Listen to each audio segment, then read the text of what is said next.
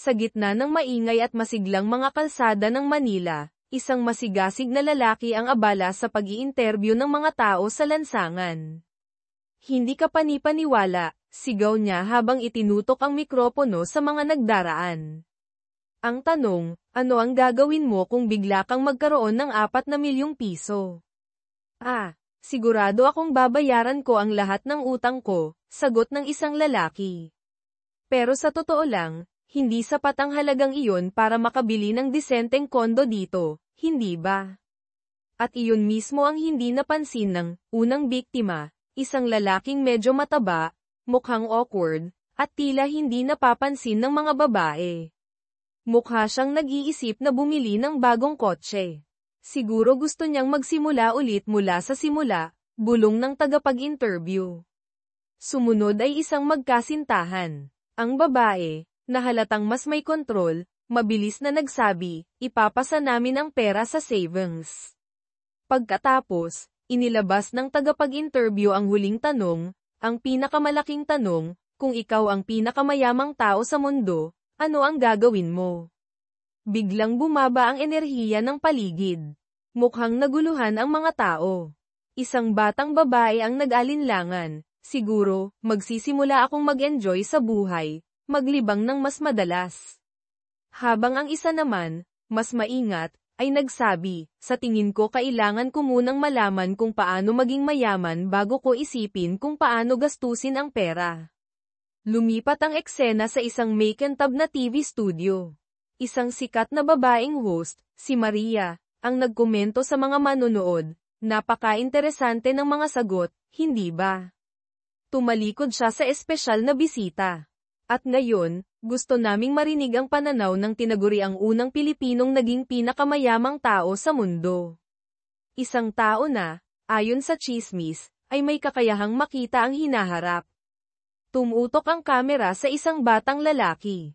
Mukha siyang medyo nahihiya. Sa totoo lang, hindi ko nakikita ang hinaharap, sagot niya, medyo nag-aalangan. Sinungaling, isip ng mga nanunood. Biglang, isang kakaibang liwanag ang sumilay sa mata ng lalaki. Sa dulo ng studio, isang misteryosong matandang babae ang nakatayo, hawak ang isang scepter na may nakapahingang agila. Biglang lumipad ang agila, nagbigay ng matingkad na gintong liwanag, at umikot sa hangin. Ngumiti ang bilyonaryong lalaki, tila na-distract sa eksena, mukhang inosente. Sige na, sagutin mo na, sabi ni Maria, hinayla siya pabalik sa realidad. Sa totoo lang, sabi ng lalaki, mas kalmado na, isa lang akong maswerteng investor, wala nang iba. Pero malinaw, hindi tayo nasa kasalukuyan, di ba? Iniisip mo bang magsisimula ang kwento sa marangyang buhay ng isang bilyonaryo? Gising, sigaw ng isang tao. Nagising si Mateo Santos, bulong-bulong pa rin ang tungkol sa Sergeant Velasco. Malinaw na katatapos lang niya sa military training at ngayon ay wala na siyang pera. Bakit? Bakit ang imahe ng kakaibang agila na nakita niya sa training camp ay patuloy na bumabalik sa kanyang panaginip? Buiset, bulong ni Mateo. Akala ko ito'y senyales ng hinaharap, pero isa lang pala itong walang kwentang panaginip. Ito ang bida natin, Mateo Santos, 23 taong gulang, walang trabaho, walang pera, at lubos na nalilito. Tulad ng nakikita mo, siya ay nakatira sa isang maliit, madilim, halos basement na kwarto sa bahay ng kanyang ina. Pero hindi palaging ganito ang buhay niya. Noon, ang kanyang ama ay may matagumpay na negosyo, at ang kanyang ina ay isang mabait na babae. Siya ay nabuhay sa isang panaginip. Ngunit, bumagsak ang negosyo ng kanyang ama, at sa huli, iniwan siya nito. Napabuntong hininga si Mateo, tiningnan ang kanyang telepono, at nagdesisyong bisitahin ang isang kaibigan. Grabe, tingnan mo ang koleksyon mo, Paulo, sabi ni Mateo nang pumasok sa kwarto na puno ng mga action figures.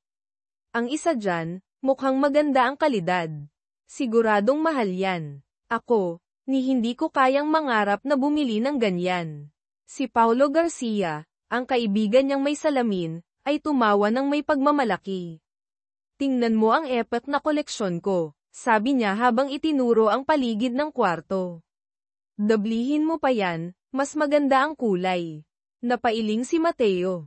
Paolo, ang koleksyon mo ay malaki na simula pa nung elementarya. Paano ko malalaman ang pagkakaiba? Wala kang appreciation sa mga finer details, sabi ni Paolo, na 23 taong gulang din tulad ni Mateo. So, ano ang plano mo pagkatapos ng training? Tapos na ako sa college, sagot ni Mateo, may determinasyon sa boses. Panahon na para maghanap ng trabaho, kumita ng pera para hindi mahirapan si mama. Itinaas ni Paolo ang kanyang San Miguel beer. Isa kang mabuting anak. Salamat, sagot ni Mateo, naalala ang nakaraan. Narinig ko noong Pasko, kumain ka ng dinner kasama si mama para hindi siya mag-isa, habang ako ay nasa training camp.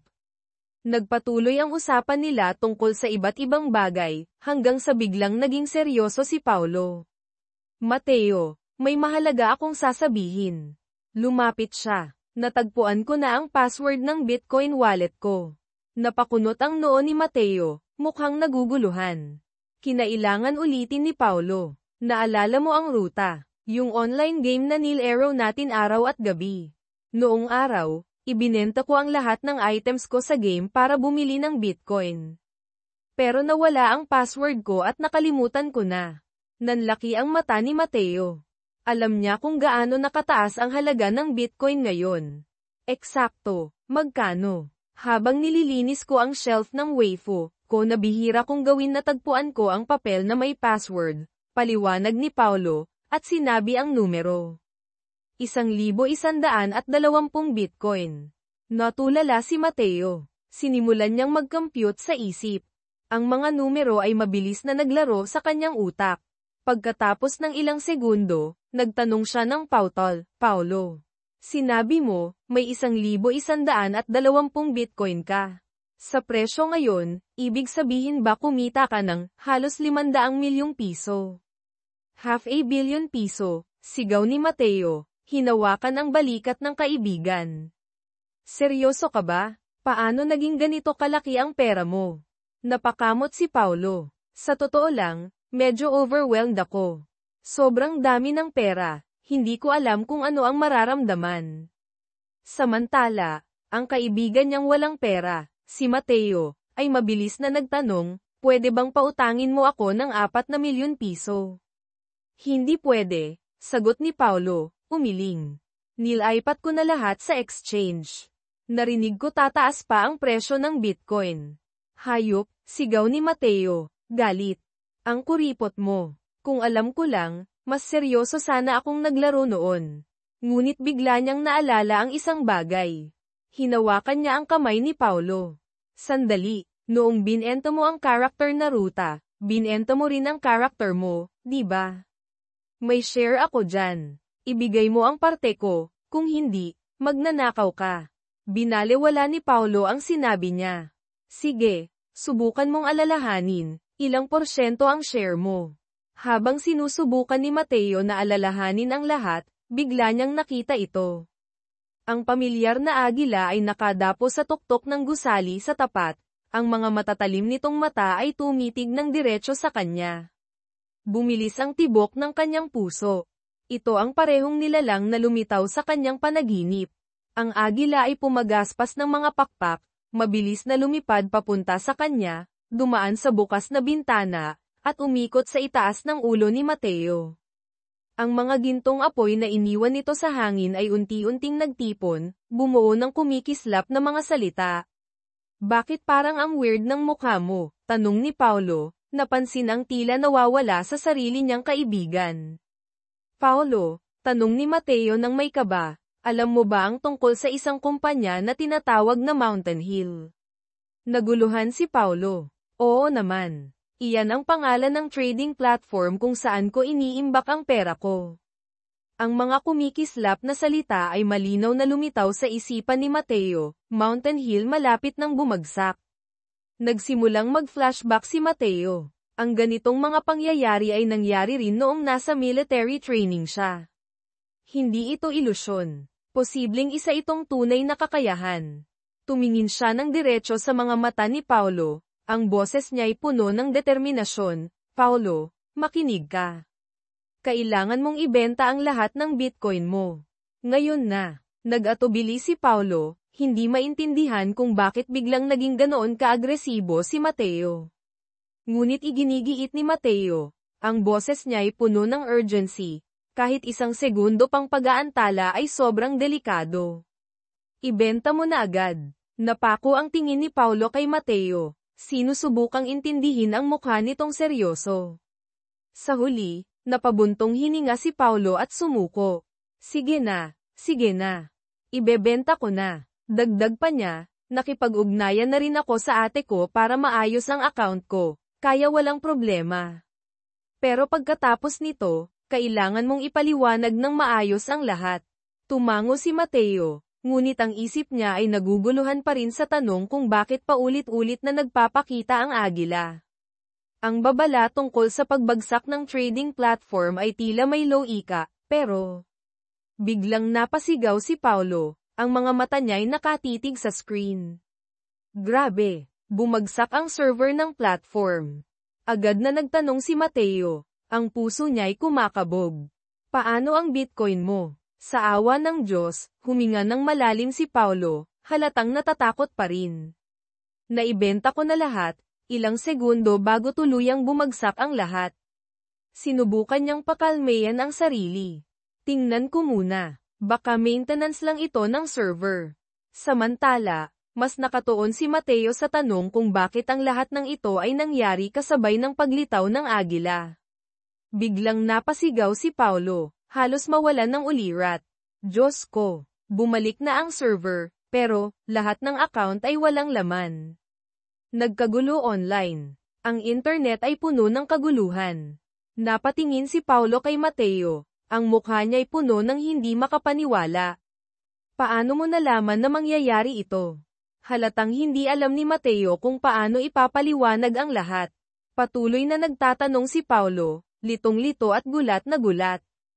Sa wakas, mahina niyang sinabi, siguro, may kakayahan akong makita ang hinaharap. Wow! Sinabi niya talaga iyon ng direkta sa kaibigan niya. Mukhang hindi siya marunong magtago ng sikreto, pero sige na nga, patawarin natin siya.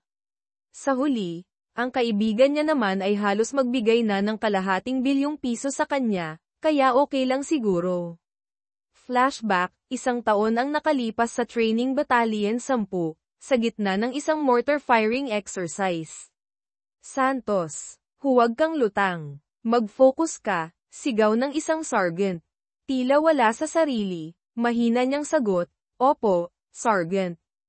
Ngunit biglang, ang pamilyar na agila ay muling nagpakita sa itaas. Napakaliwanag nito, napakahari, at tila hindi isang ordinaryong ibon. Minsan pa, lumipad ito ng mabilis sa ibabaw niya. Nang sabihin niya ito sa mga kasamahan niya, lahat sila'y tumingin sa kanya na parang baliw siya. At doon lumitaw ang mga salita, mortar 188 mm sumabog. Hindi niya alam kung ano ang ibig sabihin nito, iniisip kung bahagi lang ito ng training. Sa harap niya, isang 188 mm mortar ang inihahanda. Bago pa siya makapagsalita, pinaputok na ito. Ngunit tila hindi ito lumipad ng normal. Sa mismong sandaling iyon, natutunan ni Mateo ang isang bagay, kapag ang tao ay nasa bingit ng panganib, kumikilos sila bago pa man makapag-isip. Napasigaw siya ng walang pag-aalinlangan, dapa. Sumabog ang buong lugar. Balik sa kasalukuyan, sa totoo lang, milagro na buhay ka pa, sabi ni Paulo, na halatang natatakot pa rin sa kwento. Tumango si Mateo, malungkot. May ilang hindi nakaligtas sa aksidente. Pero dahil sa babala, nakaligtas ako ng walang gallows. Napabuntong hininga siya. Sinubukan kong ikwento ito sa iba, pero ang tingin nila, gawa lang ito ng trauma ko o epekto ng pagkabigla. Sinabi ni Paulo, ang ating resident otaku, kung nangyari ito ng 2 beses ng eksakto, baka pwede na itong ituring na superpower. Sumagot si Mateo, pwede nga. Pero paano natin mapapatunayan ang ganitong bagay? Sa kanyang walang hanggang talino, Sinabi ni Otako, ang paniniwala ay nasa isip lang. Kahit ngayon, kung biglang lumitaw ang isang magandang babae sa harap ko, maniniwala pa rin ako. Umikot ang mata ni Mateo. Mas mabuti pang mag-focus tayo sa mas praktikal na bagay. Tulad ng 450 milyong piso na dapat ay para sa akin. Naalala niya na sa 1120 Bitcoin ng kaibigan niya, halos 1,000 Bitcoin ang galing sa benta ng karakter niya sa laro. Mas mabuti pang ibigay mo na ang parte ko, kung hindi, susunugin ko ang buong koleksyon ng action figures mo. Agad na umiling si Otako. Walang problema. Pero ang pinakamalaking problema dito ay ang buwis. Nagtataka si Mateo. Hayop ka, nagpaplano ka bang magtayo ng tax haven? Balak mong itago ang pera sa Middle East para umiwas sa buwis dito sa Pilipinas. Halatang kinabahan si Otako dahil nahulaan ni Mateo ang plano niya. Napangiti si Mateo. Aba, nag-major ako sa economics, hindi para magpahinga lang. Ipinaliwanag ni Otako na tumulong ang ate niya sa pag-aaral ng mga batas. Sa Pilipinas, napakataas ng buwis sa cryptocurrency. Kaya naman nagtatayo siya ng kumpanya sa isang lugar na tinatawag na Delaware. Perfect na lugar, sabi ni Otako, ang mga mata niya'y kumikislap. Ang pangalan ng kumpanya ko ay OTA, natawa siya. Alam mo ba ibig sabihin? Otako Treasures Agency. Ang galing, di ba? At nang araw na iyon, natanggap ni Mateo ang unang bahagi ng kanyang pera, 1,000,000 piso. Ang natitirang 449 na milyon ay nakareserba pa rin. Habang nakaupo siya, napangiti ng bahagya. Kung ito man ay isang panaginip, huwag niyo na akong gisingin, naisip niya. Ang tanong, ano ang gagawin niya sa perang ito? Sa isang mataong mall sa Maynila, napansin ni Mateo ang isang grupo ng tao na nagkukumpulan sa paligid ng isang kaguluhan. Habang papalapit siya, narinig niya ang isang babae na sumisigaw, "Irereklamo kita sa boss mo. Lumuhad ka ngayon din." Isang babae na nakasuot ng mamahaling coat ang galit na nanggagalaiti. Alam mo ba kung gaano kamahal ang sapatos na ito? Paano mo nagawang madumihan ito? Sigaw niya habang tinuturo ang isang babaeng janitress na nakatayo sa harapan ng isang security guard. Ang guard naman ay walang magawa kundi paulit-ulit na humingi ng paumanhin. Pagkatapos, hinarap ng babae ang janitress na nasa likod ng guard at muling sumigaw, "At ikaw? Lumuhad ka rin at humingi ng tawad sa akin ngayon din." Habang pinapanood ni Mateo ang eksena, unti-unting nagbago ang kanyang ekspresyon mula sa gulat patungo sa galit. At alam mo ba, tumaya ako ng 1,000,000 piso na ang janitress na iyon ay walang iba kundi ang nanay niya.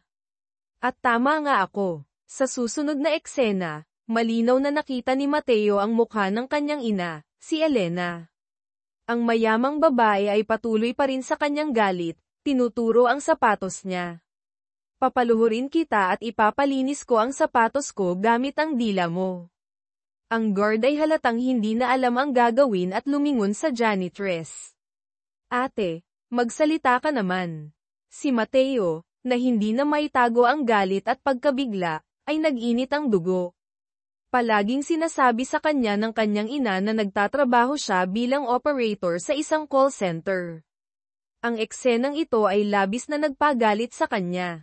Nang makita niyang tila luluhod na ang kanyang ina, mabilis siyang sumugod at tumayo sa pagitan nito at ng mayamang babae. "Tigil na," sigaw niya. Isang eksena ng kabayanihan. Ang eksenang ito ay parang eksena sa pelikula.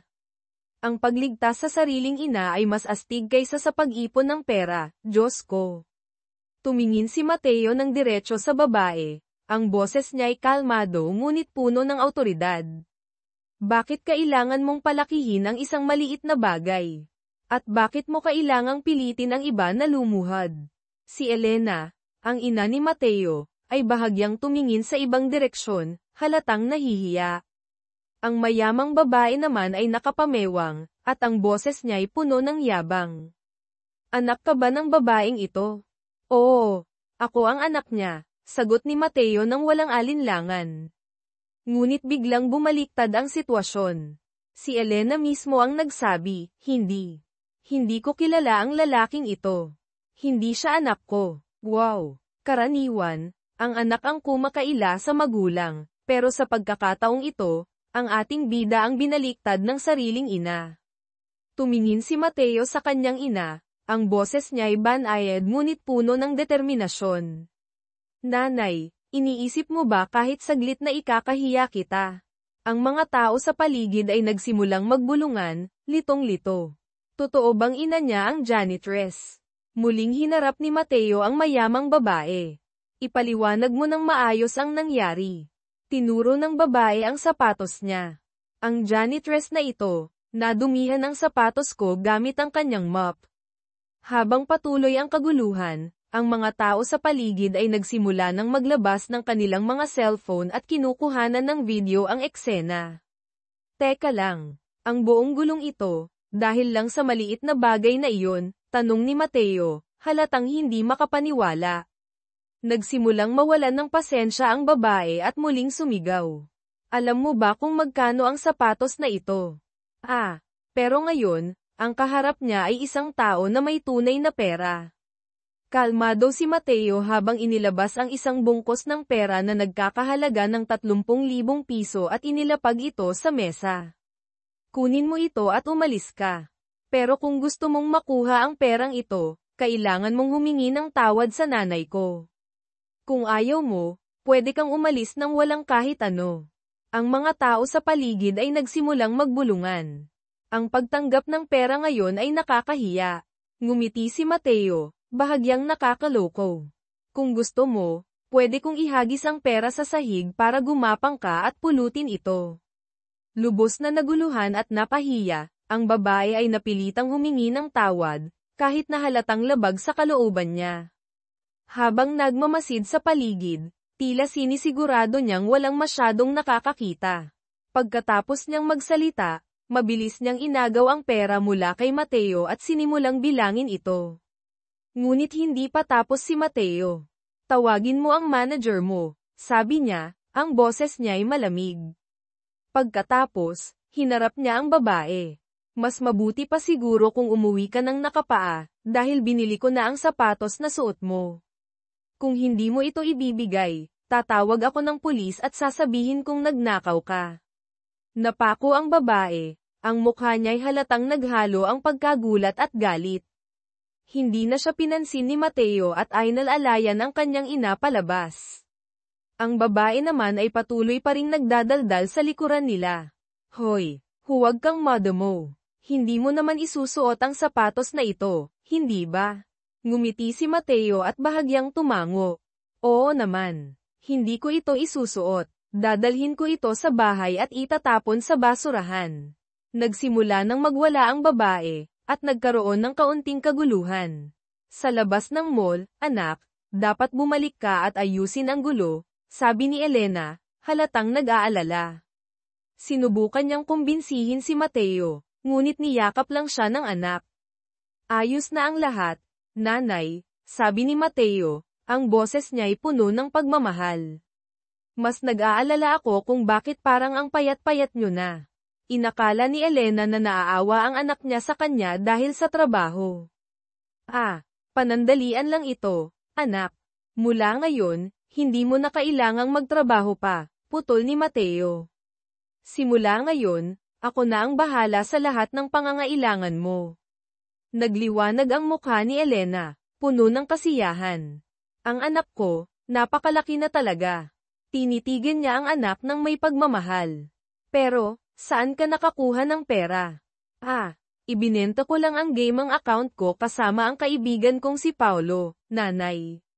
Biglang tumunog ang telepono ni Mateo, na tila hudyat ng panibagong kabanata sa kanilang buhay. Isang tagpo ng hinaharap, OPEC MAGBABAWAS ng gastos sa produksyon na pansin ni Kiara ang tila kawalang laman sa tingin ni Mateo at nagtanong, ayos ka lang ba? Nagulat si Mateo at tila natauhan. Medyo nawawala lang sa isip ko saglit. Pagkatapos, sinabi ni Kiara, palaging bantayan mo si Paulo, ha?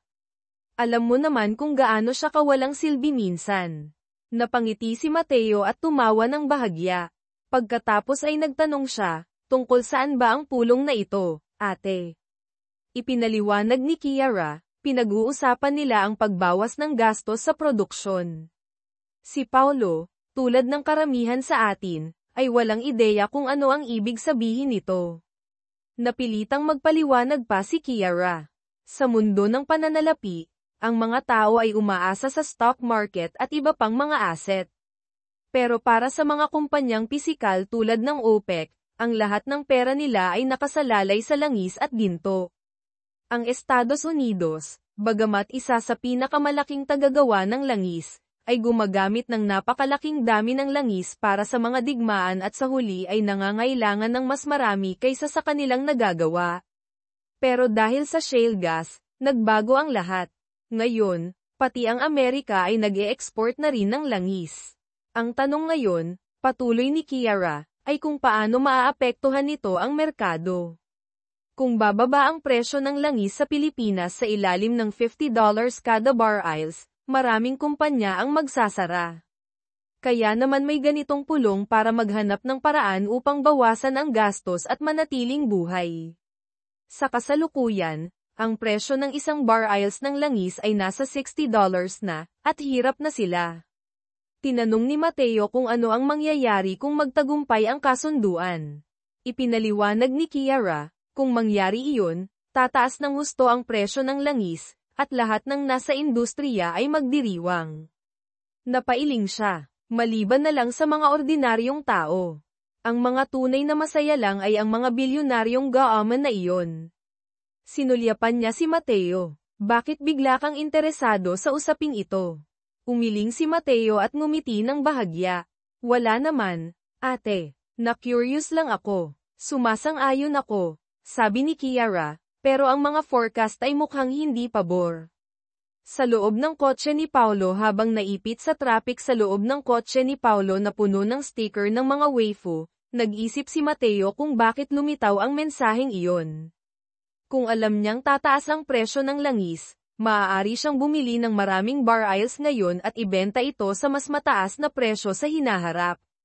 Tila baliw ang ideya, pero naipakita na niya ang kakayahang hulaan ang mga pangyayari tulad ng pagsabog ng mortar at pagbagsak ng mountain hill. Ang tanong ngayon ay magkano ang dapat niyang i-invest. Naiwan niya ang 4 na milyong piso para sa kanyang ina, si Elena, at may natitirang 11 na milyong piso sa kanyang account, matapos ang deposito sa bagong apartment at iba pang gastusin. May malaking halaga pa sa account ni Paulo sa ibang bansa, pero ilagay ang lahat ng iyon sa isang bagay na hindi tiyak ay tila isang malaking sugal. Biglang nagtanong si Paulo, nagpakita na naman ba? Nagulat si Mateo. Nakatingala si Paulo sa langit na parang isang hanggal, tila may napansin. Napabuntong hininga si Mateo. Diyos ko, ang taong ito ay masyadong mapanuri. Hinimok ni Paulo si Mateo na sabihin ang nakita niya. Doon naisip ni Mateo ang isang ideya. Ang plano ilang sandali pa, ipinaliwanag na ni Mateo ang lahat. Ngayon, alam na ni Paulo na gustong bumili ni Mateo ng langis upang ibenta ito sa mas mataas na presyo sa hinaharap. Sinimulan nilang suriin ang mga presyo at nalaman nilang nasa $60 kada barrels ang kasalukuyang halaga. Sa simula, pinag-usapan nila ang pag-invest ng maliit na halaga mula sa pera ni Mateo. Sinabi ni Mateo na nais niyang gumastos ng humigit kumulang 12,000 piso, katumbas ng 300,000 won, pero tinawanan siya ni Paulo at sinabing masyado siyang maingat. Plano raw ni Paulo na mag-invest ng 400,000 piso, 10 milyong won. Ikaw ba'y nasisiraan ng ulo? Sigaw ni Mateo. Seryoso ka ba? Tinanong ni Paulo kung mas okay ba ang 200,000 piso, 5 milyong won. Sinubukan ni Mateo na babalaan siya na walang kasiguraduhan ang lahat, at ang kakayahan niyang hulaan ay hindi pa lubos na napatunayan. Pero matigas ang ulo ni Paulo.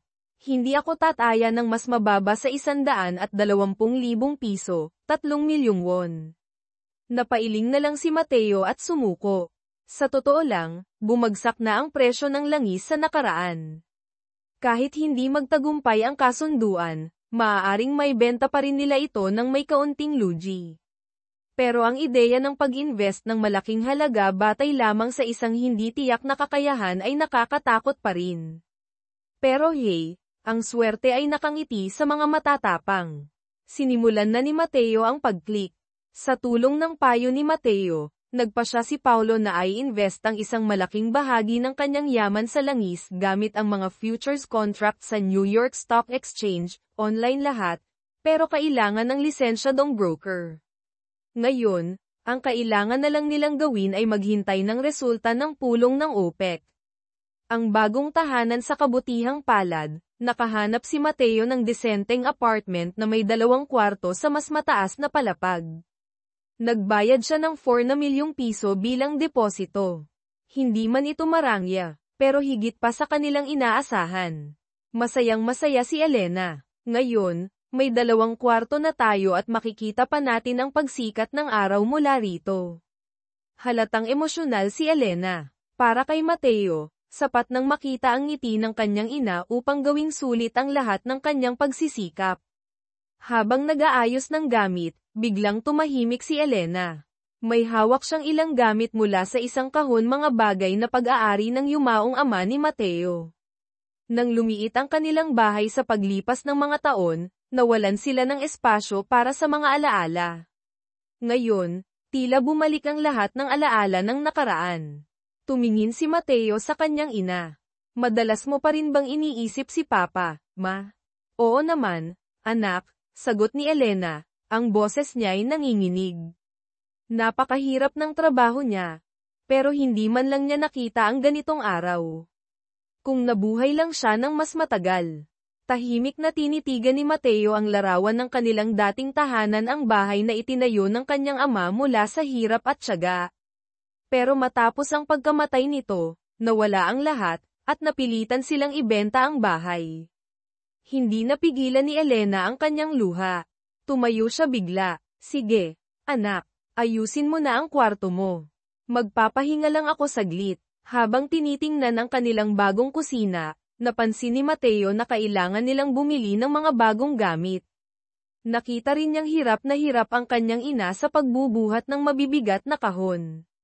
Agad niyang sinabi, huwag na po kayong magbuhat, Maria. Ako na ang bahala. Inabot niya ang isang bank card sa kanyang ina.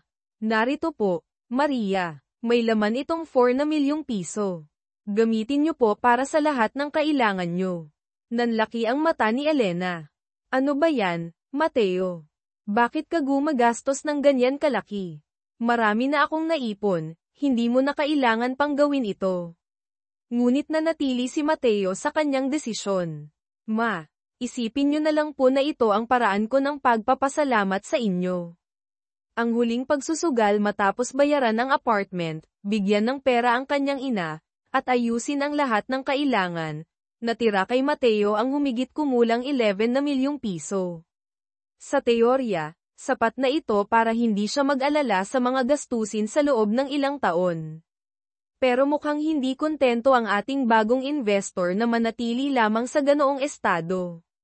Sa isang banda, ang kanilang hinaharap ay nakasalalay sa resulta ng pulong ng OPEC. Sa kabilang banda, ang tanong ay, tama ba ang desisyon nilang sumugal? Kinabukasan, muling sumugod si Paulo sa bahay ni Mateo dahil malapit nang ilabas ang resulta ng pulong. Pakiramdam ni Mateo ay parang siya'y naipit sa isang walang katapusang eksena ng suspense sa pelikula, dahil tila napakatagal bago lumabas ang resulta. Simula nang magsimula ang pulong, bumagsak na ng 3% ang presyo ng langis.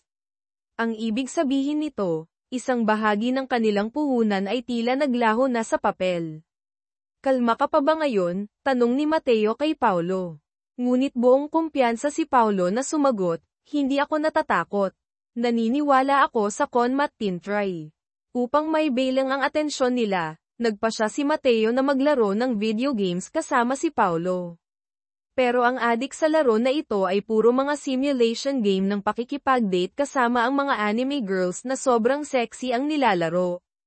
Samantala, patuloy pa ring bumabagsak ang presyo ng langis. Sinubukan ni Mateo na magmukhang kalmado. Walang problema. Kahit mawala ang perang iyon, hindi naman ito sisirain ang buhay niya. Sa totoo lang, ang dagdag o bawas ng ilang milyong piso ay hindi sapat upang magretiro siya. Ngunit kasabay nito, nakakatakot isipin na kung mawawala ang lahat, baka kailangan nilang bumalik sa mga trabahong ayaw nila. Habang natutulog siya ng saglit, nagising siya sa sigaw ni Paulo. Lumabas na ang resulta ng OPEC.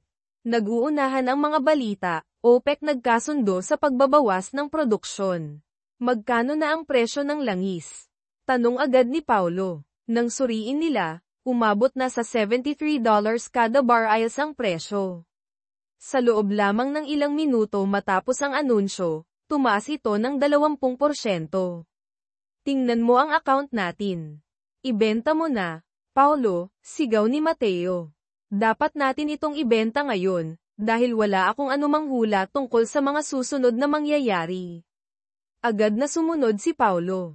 Ang tagumpay. Ilang sandali pa, nagsimula na silang magbilang ng kanilang kita. Diyos ko, kapag mayroon kang cheat code para sa pera, napakadali ng buhay. Ang dalawang magkaibigan ay kumita ng humigit kumulang 35 na milyong piso, katumbas ng $630,000 United States dollars. Naupo si Mateo, nakayuko at hawak ang kanyang ulo. Mukha siyang isang ganap na hanggal. Dahil mas maliit ang kanyang puhunan, o ideya ng puhunan, kumpara sa malaking halaga na inilagay ni Paulo, ang bahagi niya ay humigit kumulang 3.3 na milyong piso, katumbas ng $60,000 United States dollars. Napaisip siya, napaka-injustice naman ng mundong ito, pero sa kabila nito, nagpapasalamat siya sa kabutihang loob ni Paulo. Si Paulo naman ay nagsabi, kung inilagay ko lang ang lahat ng pera na plano ko noong una, baka mayaman na tayo ng sobra-sobra. Pero mabilis din niyang binaliwala iyon. Pero hindi na mahalaga iyon. Ang mahalaga ay isang bagay, ito na ang ikatlong beses. Ang swerte ay maaaring gumana ng isa o dalawang beses, pero ang pangatlo, iyon ay katiyakan. Totoo nga, ang kakayahan ni Mateo na makita ang hinaharap ay totoo at tumpak. Naupo si Mateo, nagmumukhang tanga. Naisip niya kung talagang mayroon siyang isang kapangyarihan na pangbidang antas, tulad ng sa mga pelikula. Karaniwan, kapag may nakakakuha ng kakaibang kakayahan, iniisip ng mga tao ang isang malakas na lalaki na tumatakbo, nananapak, at bumabagsak ang mga kontrabida. Pero sa modernong mundo na halos walang karahasan, ang sinumang bayani na may pisikal na lakas lamang ay tila walang silbi. Ang mga makina ay kaya nang gawin ang lahat ng iyon.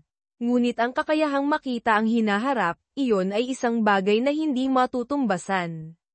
Kahit ang pinakamalalakas na supercomputer sa mundo ay hindi kayang pantayan ang ganoong kakayahan.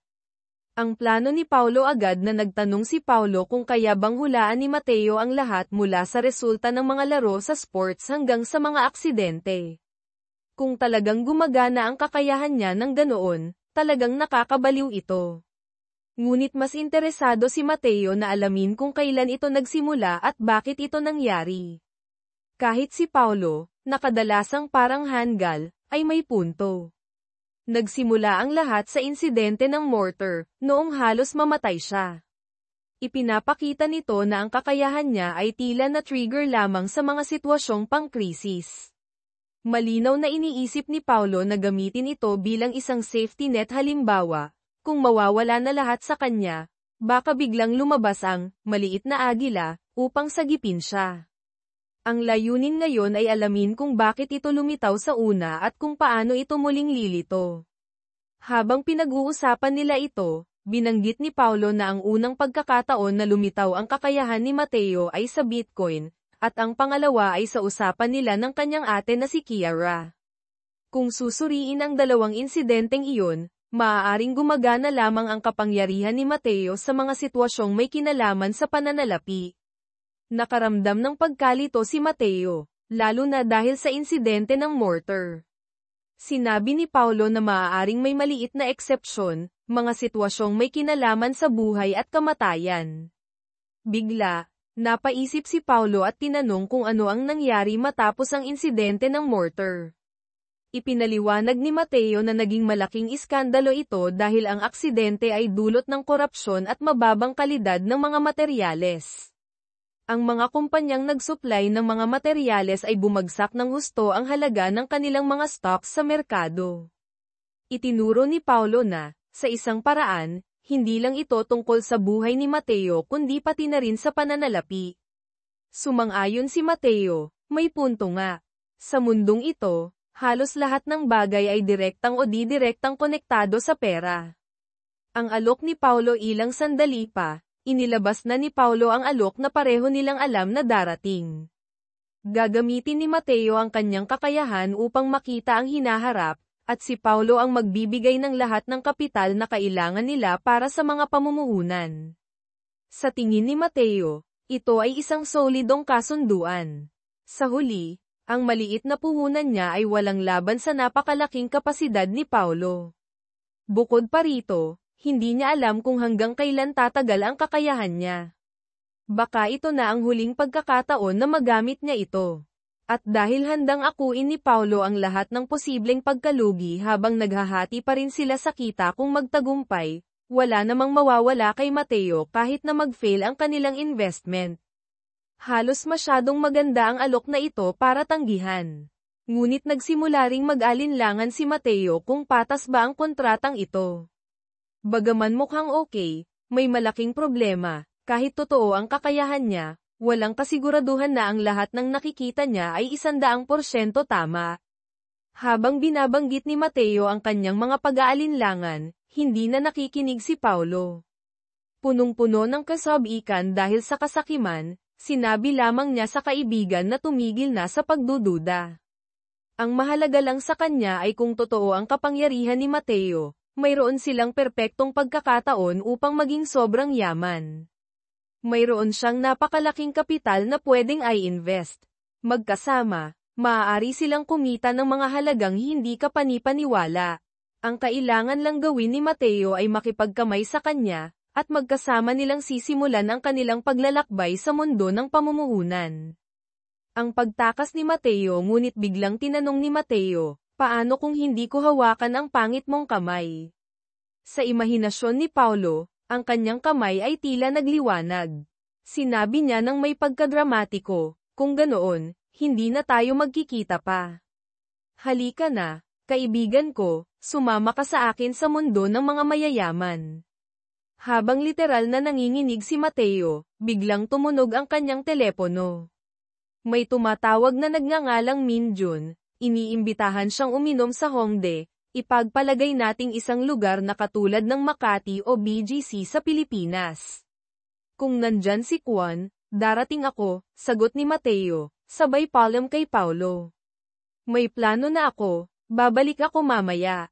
At ganoon lang, iniwan ni Mateo ang kaawa-awang Paulo sa kwarto sa loob ng wala pang 15 segundo. Pagdating sa bar, agad na tinawag si Mateo ng ilang lalaki. Sarge Kang, mananatili tayo sa ranggo at apelyido para mapanatili ang daloy ng kwento. Binati ni Mateo ang kanyang mga kaibigan, sabay sabing siya'y isang reservist na lang ngayon.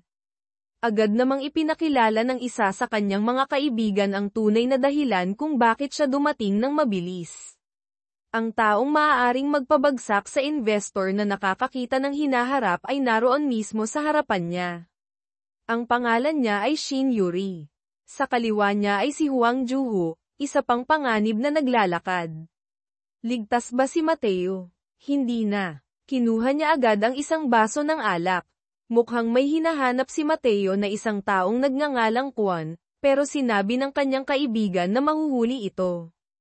Tinanong siya ng isa pang lalaki kung balak ba niyang bumalik sa kolehiyo sa susunod na taon. Sinabi ni Mateo na pinag-iisipan pa niya. Ngayong bayad na ang bahay nila at wala na siyang problema sa pera, mukhang ang pinakamagandang hakbang ay ang mabilis na pagtatapos ng pag-aaral.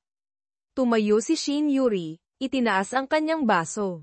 Isang karangalan na makasama kayo, Senior. Uminom siya ng isang eleganteng lagok. Talagang isa siyang artista sa pagpapakitang gilas. Muli niyang tinaas ang kanyang baso nang purihin ni Mateo ang kanyang galing sa pag-inom. Eksaktong sa sandaling iyon, Pumasok ang isa pang tao sa bar.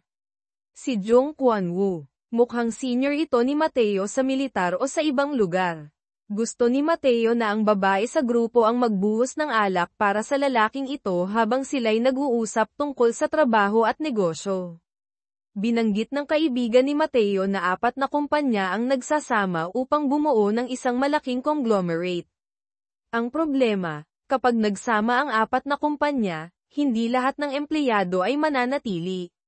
May ilan na matatanggal. Tinanong ni Mateo ang handgal na ito kung ano ang gagawin niya kung siya'y masisante. Sinabi ng lalaki na nagsisimula na siyang mag-interes sa pag-i-invest.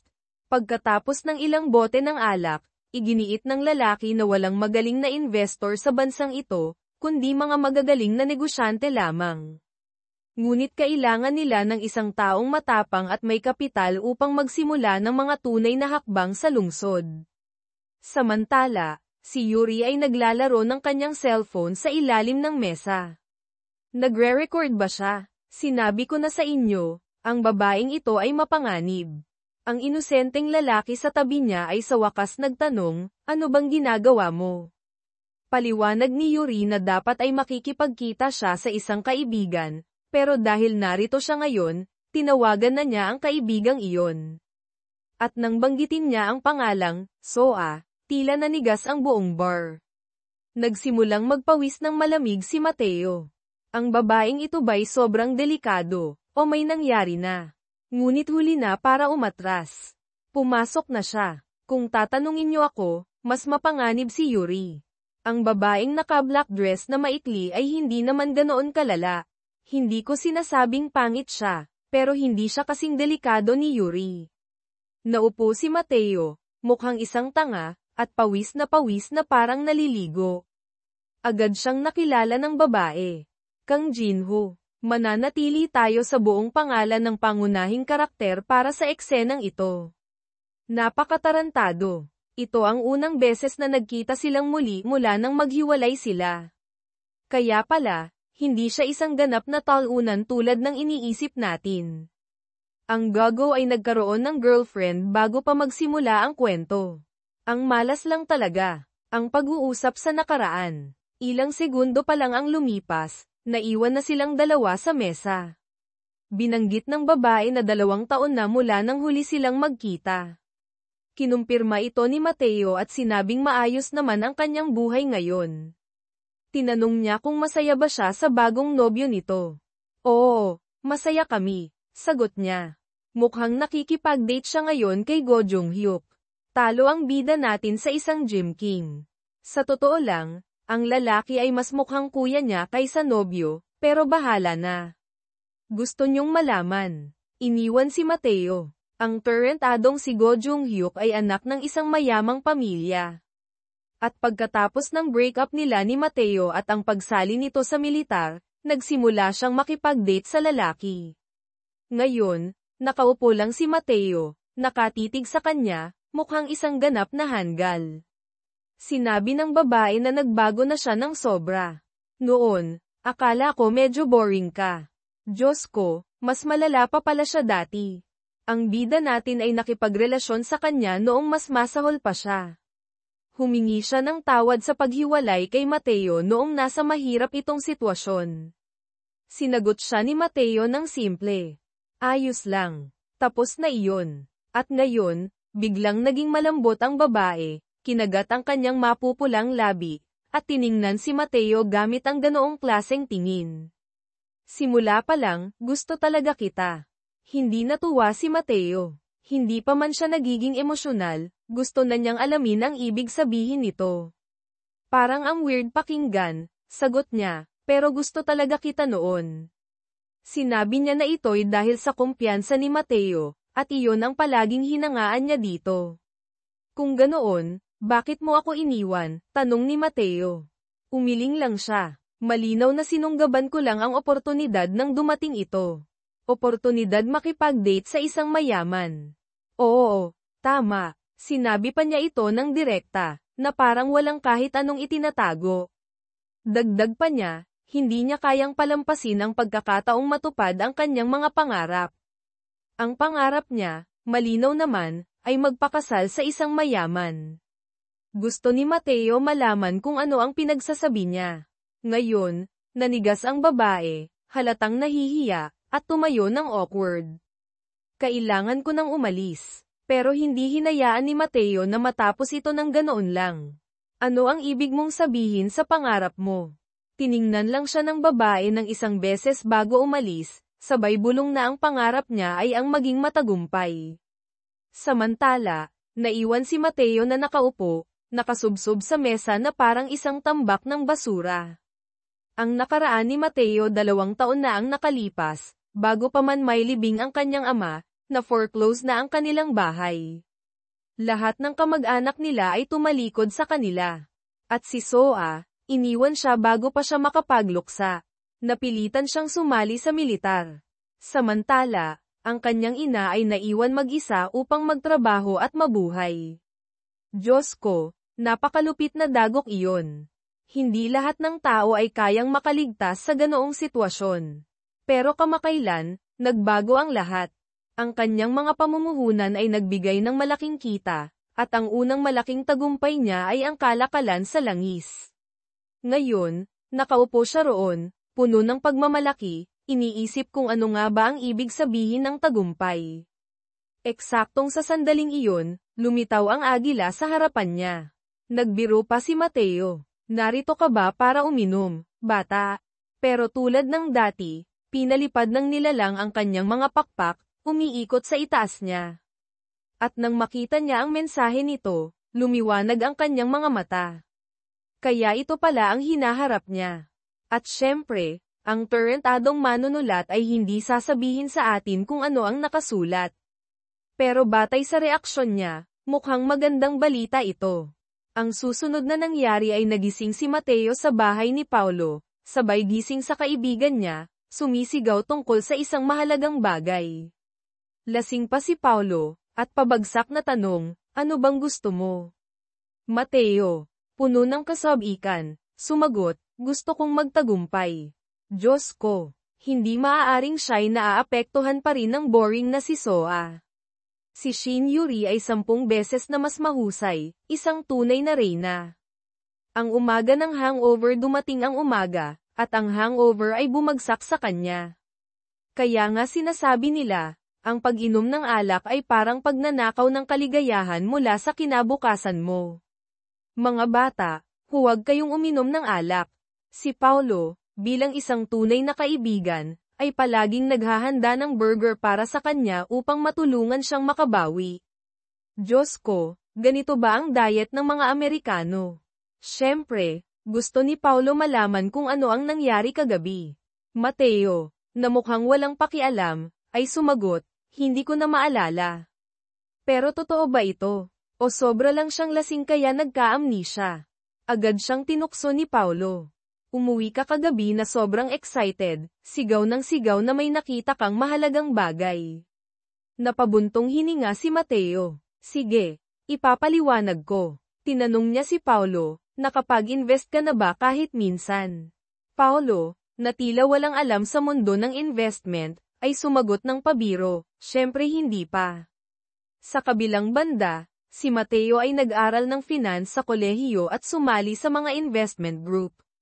Pero noong nagsimula siyang mag-invest sa aktwal, mayroon lang siyang 40,000 peso, 1,000,000 won, bilang panimulang puhunan, at halos lahat ng iyon ay nawala. Sa madaling salita, sa bawat investment niya, nalulugi siya ng 50%. Tinitigan siya ni Paulo, halatang dismayado. So, nag-aral ka ng lahat ng iyon para lang walang matutunan. 1 taon pa lang akong nag-i-invest, paliwanag ni Mateo. Kailangan ng oras para gumaling. Ang puhunan at ang diskarte pinagsama nila ang kanilang pera at natuklasan na mayroon silang humigit kumulang 520 milyong peso, 13 bilyong won, mula sa kita ni Paulo sa Bitcoin.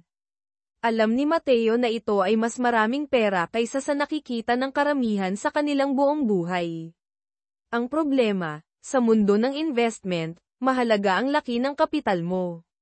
Kung mayroon kang 400,000 peso, 10 milyong won, para kumita ng 4 na milyong peso, 100 milyong won, kailangan mo ng 1,000% na return.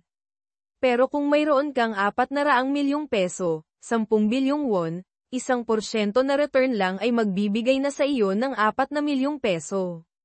Ang tanging dahilan kung bakit kumita ng malaki si Paulo sa oil trading ay dahil mas malaki ang inilagay niyang puhunan. Pero malinaw, habang mas malaki ang puhunan, mas malaki rin ang panganib. Kung ganoon, kailan tayo mag-i-invest ulit? Tanong ni Paulo. Itinaas ni Mateo ang kilay. Bakit ang isang tao na may 520 milyong peso ay iniisip pa ang tungkol sa investment? May perpektong sagot si Paulo. Mas maraming pera, mas maganda. Gusto ko pa ng mas marami. Ang taong ito ay talagang medyo sekim. Ang diskarte ni Mateo. Tinanong ni Paulo si Mateo kung ano ang balak niyang gawin sa kanyang pera. Sinabi ni Mateo na naghihintay siya para mag-invest. Malinaw, kailangan niya ng isang senyales bago siya kumilos. Kung hindi lilito ang agila, wala siyang gagawin. Hindi siya isang hanggal. At base sa sinabi ni Paulo, kailangan niyang magbasa pa ng mga bagay na may kaugnayan sa finance upang mapataas ang pagkakataong ma-activate ang kanyang kakayahan. Lumipas ang ilang araw. Sa mga nakaraang araw, binasa ni Mateo ang napakaraming artikulo tungkol sa ekonomiya. Kahit ano na may kaugnayan sa investment, cash flow, stock trends, sinubaybayan niya ang lahat, naghihintay na ma-activate ang kanyang kapangyarihan. Pero malinaw, ang mga pampublikong impormasyon ay halos walang silbi. Kapag sinabi ng mga tao na tataas ang presyo ng isang bagay, tumaas na ito. At kapag sinabi nilang bababa ito, bumaba na ito. Sa madaling salita, walang benepisyo ang makukuha mo rito. Ang problema ni Mateo. Ngayon, may bagong problema si Mateo. Matapos ang ilang araw, wala pa ring na-activate. Nalilito pa rin ako. Totoo bang walang nangyari noong gabing iyon sa bar? May nakita ba siya pero nakalimutan? Ano bang nangyari? Ito ang tanong ng narrator, reader. Nagsuggest si Paulo na marahil panahon na para gumawa sila ng kontrata upang hatiin ang lahat sa 50-50ths. Nagkasundo sila at pumirma ng kontrata. Sana binasa ni Mateo ng maayos ang lahat ng maliliit na detalye. Ang tawag ni Yuri, handa sanang lumabas si Mateo para bumili ng kape, pero sinabi ni Paulo na wala na silang kape sa bahay. Sabay, tumunog ang telepono ni Mateo. Sa kabilang linya, may narinig siyang boses ng isang babae. Ito ba si Jinho? Mananatili tayo sa orihinal na pangalan para sa eksenang ito. Oo, sagot niya. Diyos ko, siya ito. Si Shin Yuri, ang reyna. Agad na naalala ni Mateo ang babae, ang bombshell na may orange na buhok sa bar. Anong meron, mahal? Tanong niya, may tono ng panunuyo. Sinabi ni Yuri na gusto niyang imbitahan si Mateo sa isang Starbucks para magkape. Ang lugar ay mukhang medyo underground o deep web, parang isang lugar na hindi pangkaraniwan. Ang pag-uusap sa Starbucks pagdating ni Mateo, tumayo si Yuri, mukhang excited, at pinaupo siya sa tapat niya. Okay, binigyan ko ng dagdag na detalye ang eksena ng upuan sa aktwal, pinaupo siya sa tapat. Nagpasalamat si Yuri sa pagpunta niya kahit biglaan ang tawag. Sinabi ni Mateo na walang problema dahil malapit lang siya sa bahay ng isang kaibigan. Napansin ni Yuri na tinititigan siya ni Mateo. Bakit mo ako tinitingnan ng ganyan? Tanong ni Yuri. Ngumiti si Mateo. Para kang isang K-pop idol na mahilig mag-cover ng dance. Inayos ni Yuri ang kanyang buhok, medyo nag-aalangan. Ibig mong sabihin, maganda ako. Nagpatuloy ang kanilang usapan, at nalaman ni Mateo na si Yuri ay taga Cheongdam-dong, isang lugar ng mayayaman sa Seoul. Mananatili tayo sa orihinal na pangalan para sa konteksto. Ibig sabihin, sobrang yaman siya. Sa pagiging prangka ni Mateo, tinanong niya, bakit mo ako tinawagan? Sinabi ni Yuri na gusto niyang humingi ng tawad dahil tinawag niya si Soa noong gabing iyon. Hindi niya alam na si Soa ay ex-girlfriend ni Mateo. Humingi rin ng tawad si Mateo, sinasabing alam niyang hindi sinasadya ni Yuri.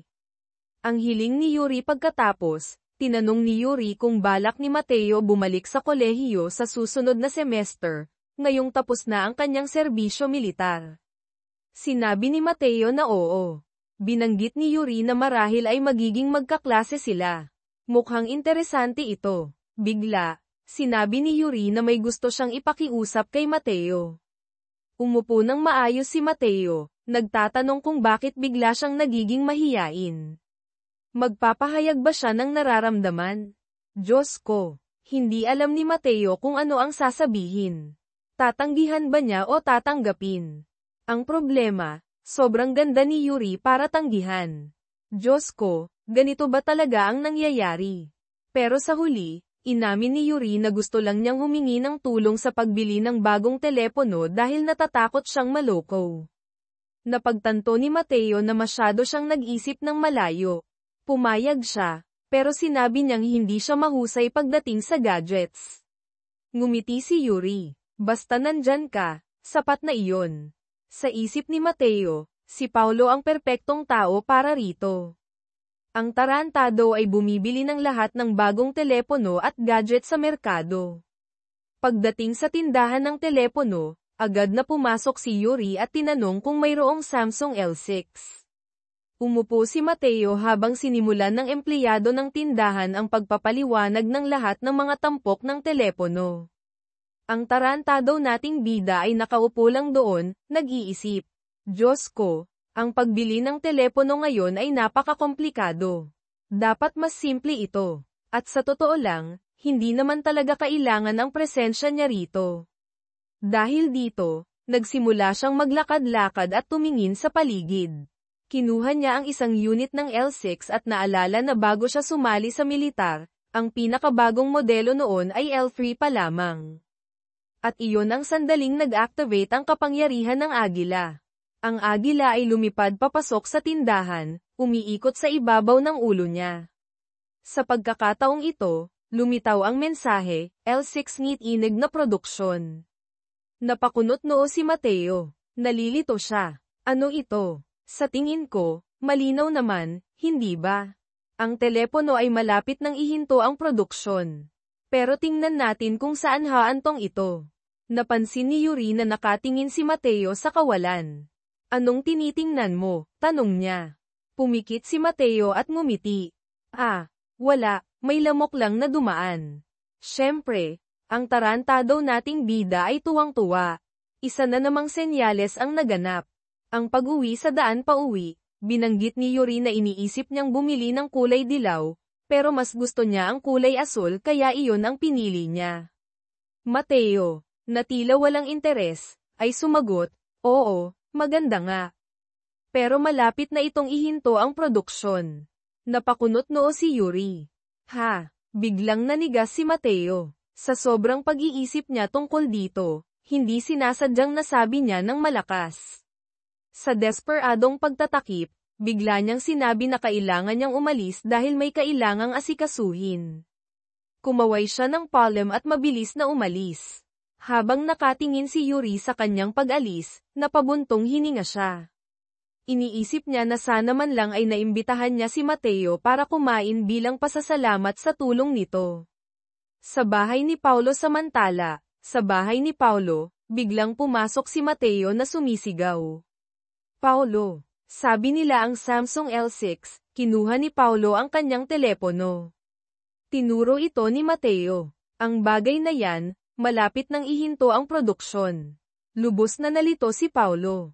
Bakit? Siyempre, hindi alam ni Mateo ang sagot. Ang Samsung ay may napakaraming modelo ng telepono, at isa ito sa kanilang pinakamabentang produkto. Pero pagdating sa mga premium na modelo, mas mataas pa rin ang Apple.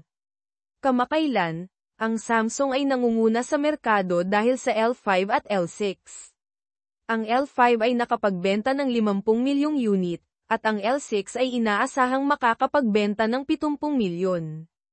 Sinabi ni Paulo na ito ay isa sa pinakamalaking tagumpay sa buong mundo. Kung ganoon, bakit nila ihihinto ang produksyon nito? Naisip niya kung baka may kinalaman ito sa mga patent dispute, dahil ang isang telepono ay may kaugnayan sa higit 200,000 patent. Hindi naniniwala si Mateo. Kahit matalo ang Samsung sa kaso ng patent, magbabayad lang sila ng multa o bibili ng bagong lisensya. Bukod dito, gumagawa na ang Samsung ng mga telepono mula noong 2000s, kaya tiyak na marami silang sariling patent. Ngayon, kailangan nilang alamin kung bakit ihihinto ang produksyon ng L6 at kailan ito mangyayari. Tinanong ni Mateo si Paulo kung anong uri ng balita ang maaaring magdulot ng ganitong sitwasyon. Ipinaliwanag ni Paulo na mahirap ito. Karaniwan, kung may problema, magbabayad lang ang kumpanya para sa mga damages. Ang mga telepono ay palaging may mga issue.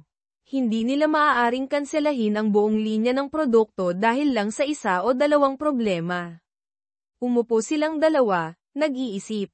Lumipas ang oras. Ang eksplosyon ng telepono kinagabihan, biglang sumigaw si Paulo. Anong nangyari? Nakahiga siya sa kama, nakatingin sa telepono niya. Sumabog ito. Naglalaro siya ng game habang naka-charge ang telepono sa tabi niya, at ngayon, ang bagay na iyon ay nag-aapoy. Sobrang nakakabaliw dahil kakabili lang niya nito 1 linggo pa lang. Sa madaling salita, ito ay parang bomba na may timer. Agad nilang napagtanto na ito ang dahilan kung bakit ihihinto ang produksyon ng L6. Ang pagkalat ng balita kinabukasan, 3 araw mula nang ilunsad ang telepono, kumalat na ang mga ulat tungkol sa mga L6 na sumasabog. Sinusubukang pababain ng Samsung ang issue, gaya ng dati. Sa teknikal na aspeto, ang isang telepono sa bawat 1 milyon na sumasabog ay itinuturing na normal. Pero sa kasong ito, isa sa bawat 10,000 unit ang sumasabog. Napakataas ng frequency na ito. At ang nakakapagtaka, ang benta ng telepono ay hindi pa rin naaapektuhan. Masaya si Paulo na sa wakas ay naintindihan nila kung bakit nagkaroon ng senyales si Mateo. Pero si Mateo, may isa pang tanong. Paano tayo kikita mula rito? Mas komplikado ito kaysa sa pagbili ng bar aisles ng langis o pag-withdraw ng pera mula sa account. Kailangan nilang maghintay ng ilang araw upang matukoy ang pinakamahusay na hakbang. Ang short-selling kinabukasan, dumating ang isang kinatawan ng Samsung upang palitan ang telepono ni Paulo. Pero may kondisyon, upang mapalitan ang telepono, hindi maaaring mag-post ang customer tungkol sa insidente sa social media. Mga traidor, bulong ni Paulo. Sinusubukan nilang patahimikin ang publiko. Pero napansin niya na ang kinatawan ng Samsung ay hindi man lang nagulat sa kondisyon ng telepono ni Paulo. Ibig sabihin, madalas itong nangyayari. Ang telepono ay isang bagay na palaging malapit sa tao. Kung ang isang telepono ay hindi ligtas, o mas masahol pa, sumasabog, ito ang katapusan ng produktong iyon. Walang paraan na may pagpapatuloy ng Samsung ang produksyon nito. Ibig sabihin, malapit na silang makaranas ng malaking pagkalugi, lalo na kung kailangan nilang mag-refund para sa lahat ng nabentang unit. Ngayon, kailangang alamin ni Mateo kung paano nila gagamitin ang sitwasyong ito. Sinubukang ipaliwanag ni Paulo. Okay, medyo komplikado ito, pero ganito ang sistema. Hihiramin mo ang mga stock mula sa isang kumpanya, ibebenta mo ang mga ito sa kasalukuyang mataas na presyo, halimbawa, 5,000 peso kada stock. Pagkatapos, kapag bumagsak ang presyo, bibilhin mo ulit ang parehong dami ng stock sa mas mababang presyo. Ibabalik mo ang mga hiniram na stock, pero itatago mo ang kita mula sa pagkakaiba. Ang tawag dito ay short selling. Nakinig si Mateo, pero ang isip niya ay lumilipad na sa mas malayo. Ngayon, kailangan lang nilang hanapin ang tamang oras para kumilos. Dahil ang kalkulasyon ay batay sa dami ng stock, hindi sa halaga, tama ba? Kung hindi, magbenta na lang para yumaman. Pero kailangan nilang mag-invest ng malaking halaga. Ang misteryosong kakilala ni Paulo, handa na si Paulo na mag-invest ng 160 milyong peso, 4 na bilyong won. Pero si Mateo ay nag-iisip pa rin ng ibang paraan para kumita ng mas malaking kita. At walang paraan na hihingi sila ng tulong kay Kiara, ang kapatid ni Paulo. Hindi kailanman papayag si Kiara na isugal ang buong yaman nila sa ganitong klase ng hindi tiyak na sitwasyon. Pero sinabi ni Paulo na huwag mag-alala, may kilala siya. Isang dating presidente ng kanilang investment club. Ang iba ay nagsasabing siya ay isang weirdo, pero ang iba naman ay nagsasabing siya ay isang henyo.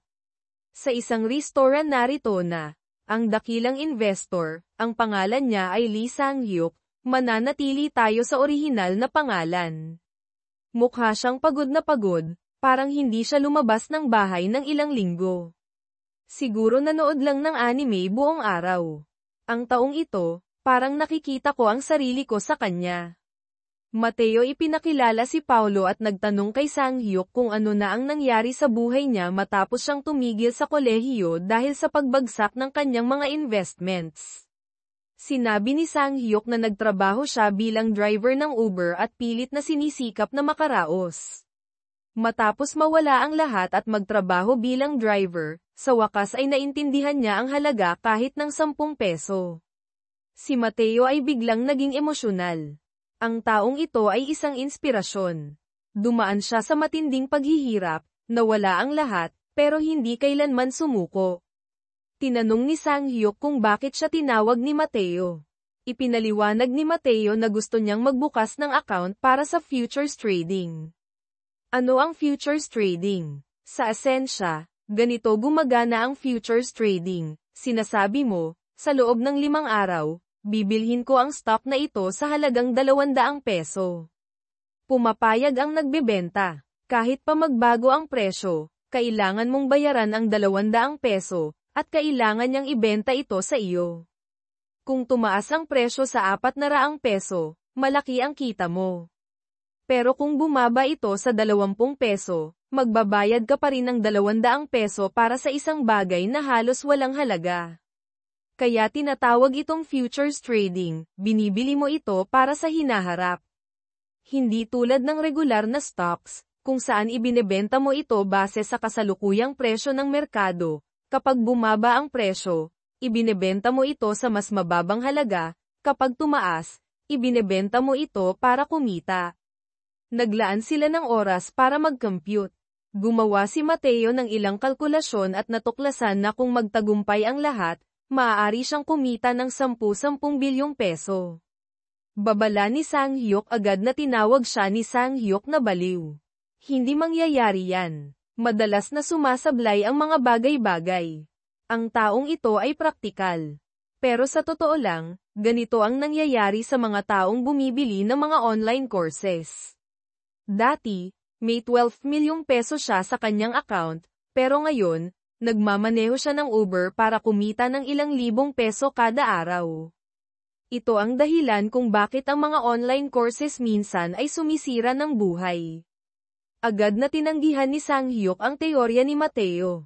Kakalabas lang ng L6, ito ay isang malaking tagumpay. Ngunit ngumiti lang si Mateo ng bahagya. Malapit na itong ihinto ang produksyon. Agad na naisip ni Sang-hyuk. Dahil ba sa mga pagsabog? Pero sinabi niya na hindi ito sapat na dahilan. Para masigurado ang sarili niya, naglaro ng ligtas si Mateo. Posible iyon, pero hindi mo kailanman masisigurado ng 100%. Nagbigay babala si Sang-hyuk, mag-ingat ka, baka magtapos ka tulad ko, bankrupt, walang-wala, at naghihirap. Pagkatapos, kumaway siya bilang pamamaalam. Ang desisyon ni Mateo. Ngayon, hawak na ni Mateo ang lahat ng kailangan niya para kumilos. Napakalinaw ng desisyon, tumaya na babagsak ang presyo ng stock ng Samsung dahil sa iskandalo ng L6. Sigurado siya na bababa ang presyo ng hindi bababa sa 10%, marahil ay 20%. Nagsimula nang mag-ulat ang ilang mga news outlets tungkol sa mga pagsabog ng L6. At ang dalawang baliw na ito ay nagbukas ng kanilang mga investment screens, handang maglagay ng malaking halaga. Pinindot ni Mateo ang enter. Hindi malinaw kung magkano ang kanilang in-invest, pero mayroon na lang silang natitirang 32 milyong peso, 800 milyong won, sa account. Kung talagang inilagay nila ang halos buong halaga ng 520 milyong peso, ang dalawang ito ay talagang mga baliw. Hindi na nararamdaman ni Mateo ang pagiging matapang. Nakaupo siya, halos maihi sa takot.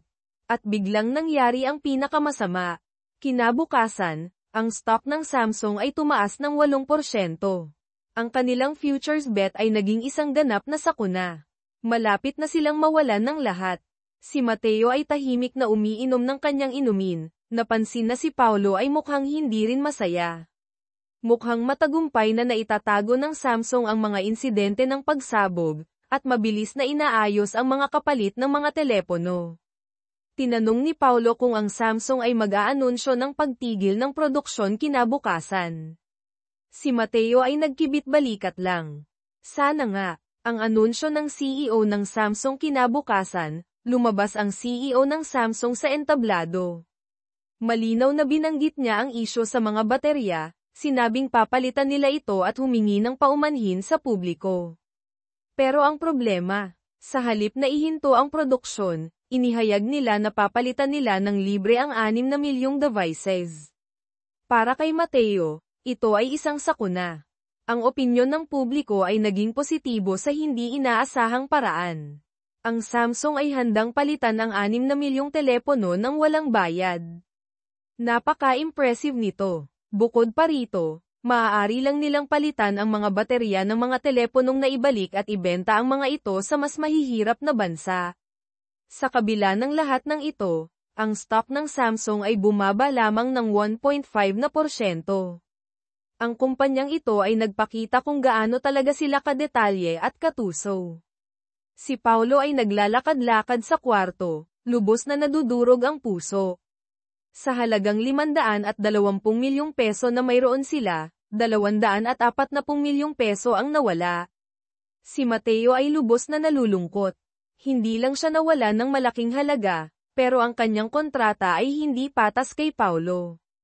Sa totoo lang, siya ang dahilan kung bakit nawala ni Paulo ang 240 milyong peso, dahil mas maliit ang bahagi ng investment ni Mateo. Pagdududa at pag-asa ngayon, si Mateo ay nagsisimula ng magduda sa kanyang kapangyarihan. Mali ba ang interpretasyon niya sa senyales? Bakit nangyari ang lahat ng ito? Sa gabing iyon, nakahiga si Mateo sa kama, nag-iisip. Sa halagang 240 milyong peso, maaaring mabuhay ng marangya ang isang tao habang buhay. Kahit gumastos ng 4 na milyong peso kada buwan, sobra-sobra pa rin ito. Pero nawala ang lahat sa loob lamang ng isang araw. Habang iniisip ni Mateo ang lahat ng ito, biglang nagkaroon siya ng panaginip. Sa panaginip, may isang eroplano. Isang lalaki ang gumagamit ng fire extinguisher para patayin ang apoy sa sahig. Malapit doon, may isang babaeng nasugatan sa ulo, dumadaloy ang dugo. Mukhang may sumabog na teleponong Samsung. Pagkatapos, nagising si Mateo. Napagtanto niya na iyon ay isang senyales. Kinabukasan, kumalat ang balita. Isang teleponong Samsung ang sumabog sa kalagitnaan ng flight, nasugatan ang isang pasahero. Ang mga teleponong L6 ay opisyal nang ipinagbawal sa mga eroplano. Nang magbukas ang stock market, bumagsak ang stock ng Samsung ng 10%. Sa wakas, ang senyales ni Mateo ay nagkatotoo. Samantala, sa pulong ng pamunuan ng Samsung pumasok si Vice Presidente Min Jinyang. Alam na natin kung ano ang mangyayari. Lahat sila ay nag-uusap tungkol sa mga pagsabog ng baterya at ang pasaherong nasugatan. May ilang mga executive na nagmungkahi na palitan muli ang mga telepono, pero sa puntong ito, lubos nang nasira ang reputasyon ng kumpanya. Isang tinatawag na strategist ang nagmungkahi. Dapat tayong magsagawa ng isa pang malawakang recall. Lahat ng nasa silid ay sumang-ayon na ang pangunahing layunin ay magpalipas ng oras. Ang problema para kay Vice Presidente ay kung paano ito gagawin nang hindi tuluyang nawawala ang tiwala ng publiko. Alam ng lahat sa silid na may mga paraan para gawin ito, pero walang sino mang naglakas loob na magmungkahi. Napaisip siya kung ano ang gagawin ng kanyang ama, ang taong nagtatag ng kumpanyang ito mula sa wala, na pagkatapos ay ipinasa ito sa kanyang ama, at kalaunan ay sa kanya dahil sa karamdaman ng kanyang ama. ang sistemang pampamilya na pinakamahina sa Pilipinas. Tumingin siya sa paligid ng silid, at napansin ang isang modelo ng barko sa mesa. Pinapaalala nito sa kanya ang itinuro ng kanyang lolo noon, ang paradox ng barko ni Theseus.